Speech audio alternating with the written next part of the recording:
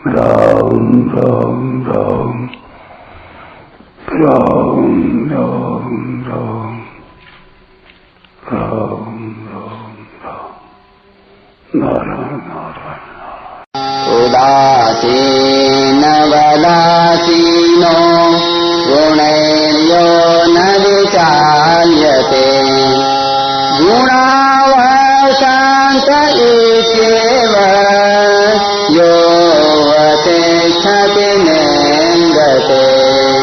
23वां श्लोक। जो उदासीन की तरह स्थित हैं और जो गुणों के द्वारा विचलित नहीं किया जा सकता तथा गुण ही गुणों में बरत रहे हैं, इस भाव से जो अपने स्वरूप में ही स्थित रहता है और स्वयं कोई भी चेष्टा नहीं करता। व्याख्या। उदासीन वदासीन। दो व्यक्ति परस्पर विवाद करते हों तो उन दोनों में से किसी एक का पक्ष लेने वाला पक्षपाती कहलाता है और दोनों का न्याय करने वाला मध्यस्थ कहलाता है। परंतु जो उन दोनों को देखता तो है पर न तो किसी का पक्ष लेता है और न किसी से कुछ कहता ही है, वह उदासीन कहलाता है। ऐसे ही संसार और परमात्मा दोनों को देखने से गुणातीत मनुष्य उदासीन की तरह दिखता है। वास्तव में देखा जाए तो संसार की स्वतंत्र सत्ता है ही नहीं। सत्स्वरूप परमात्मा की सत्ता से ही संसार सत्ता वाला दिख रहा है। अतः जब गुणातीत मनुष्य की दृष्टि में संसार की स्वतंत्र सत्ता है ही नहीं, केवल एक परमात्मा की सत्ता ही है, तो फिर वह उदासीन किससे हो।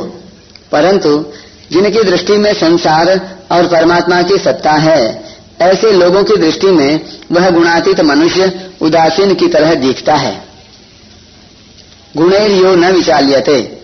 उसके कहलाने वाले अंतःकरण में सत्व, रज और तम इन गुणों की वृत्तियां तो आती हैं, पर वह इनसे विचलित नहीं होता।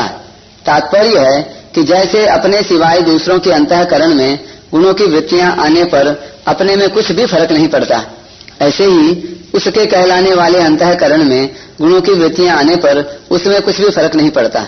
अर्थात वह उन वृत्तियों के द्वारा विचलित नहीं किया जा सकता, कारण कि उसके कहे जाने वाले अंतःकरण में अंतःकरण सहित संपूर्ण संसार का अत्यंत अभाव एवं परमात्म तत्व का भाव निरंतर स्वतः स्वाभाविक जागृत रहता है। गुणा वर्तन्त इत्येव योग तिष्ठति। गुण ही गुणों में बरत रहे हैं, अर्थात गुणों में ही संपूर्ण क्रियाएं हो रही हैं, ऐसा समझकर वह अपने स्वरूप में निर्विकार रूप से स्थित रहता है। न इंगते। पहले गुणा वर्तन्त इत्येव पदों से उसका गुणों के साथ संबंध का निषेध किया। अब न इंगते पदों से उसमें क्रियाओं का अभाव बताते हैं। तात्पर्य है कि गुणातीत पुरुष खुद कुछ भी चेष्टा नहीं करता, कारण कि अविनाशी शुद्ध स्वरूप में कभी कोई क्रिया होती ही नहीं।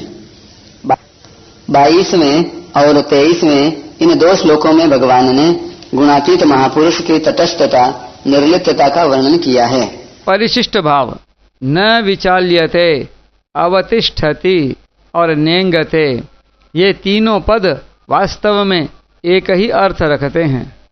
फिर भी ये तीनों पद देने का तात्पर्य है कि गुणातीत महापुरुष स्वतः स्वाभाविक अचल स्थिरता में रहता है। वह न तो स्वयं विचलित होता है और न किसी से विचलित किया जा सकता है। करना, होना और है, ये तीन विभाग हैं। करना होने में और होना है में बदल जाए तो अहंकार सर्वथा नष्ट हो जाता है।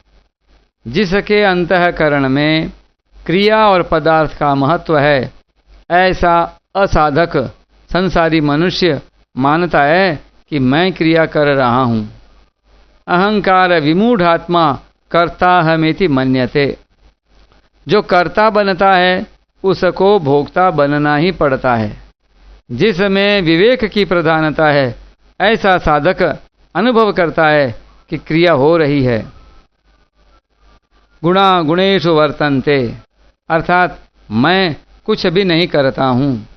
नैव किंचित करोमीति, परंतु जिसको तत्व ज्ञान हो गया है, ऐसा सिद्ध महापुरुष केवल सत्ता तथा ज्ञप्ति मात्र है का ही अनुभव करता है। योवतिष्ठति नेंगते, वह चिन्मय सत्ता संपूर्ण क्रियाओं में ज्यों की त्यों परिपूर्ण है।